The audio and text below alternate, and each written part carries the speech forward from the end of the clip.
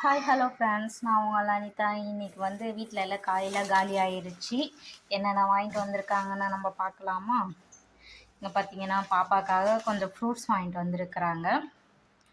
செவ்வாழையும், அதுக்கப்புறம் dragon fruit, apple, அப்புறம் வந்து மாம்பழம், இதெல்லாம் வாங்கிட்டு வந்திருக்காங்க. பாப்பாக்காக ஃப்ரூட்ஸ் கொஞ்சம் வாங்கிட்டு வந்திருக்காங்க. அப்புறம் ஸ்நாக்ஸும் கொஞ்சம் வாங்கிட்டு வந்திருக்காங்க. டீயில் தொட்டு சாப்பிட்றதுக்காக பிஸ்கெட்டு, பட்டர் பிஸ்கெட், முறுக்கு, கார முறுக்கு ஒன்று, தேங்காய் பால் முறுக்கு ஒன்று வாங்கிட்டு வந்திருக்கிறாங்க. ஸ்நாக்ஸ் அவ்வளோதான். அடுத்து நம்ம காய் பார்க்கலாங்களா?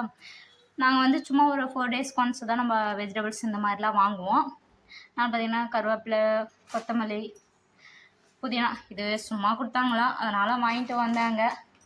அடுத்து நெக்ஸ்ட்டு வந்து கொடமிளகா, கொஞ்சம் அவரைக்காய், கார்ன், அப்புறம் பச்சை மிளகா, கேரட், பீன்ஸ், இஞ்சி, இதுதான் நம்ம வாங்கிட்டு வந்திருக்கிறாங்க. அப்புறம் கொஞ்சம் பாவக்காவும் வாங்கிட்டு வந்திருக்கிறாங்க. அவங்க சாப்பிட மாட்டாங்க, நான் வாங்கிட்டு வர சொன்னனாலும் ஒரு 2 பாவக்காய் மட்டும் வாங்கிட்டு வந்திருக்கிறாங்க.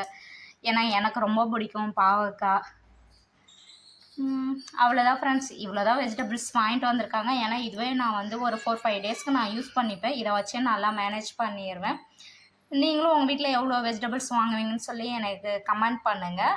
நீங்களும் இந்த மாதிரி தான் காய்கறி வாங்குவீங்களா, இல்லை எப்படி அதிகமாக ஸ்டாக் வாங்கி வச்சு ஃப்ரிட்ஜில் ஸ்டோர் பண்ணிக்குவீங்களான்னு சொல்லி கமெண்ட் பண்ணுங்கள். நம்ம வீடியோவை வந்து லைக் பண்ணுங்கள், கமெண்ட் பண்ணுங்கள், சப்ஸ்கிரைப் பண்ணுங்கள். அப்போ தான் நம்ம போகிற வீடியோஸ் எல்லாமே உங்களுக்கு வரும்.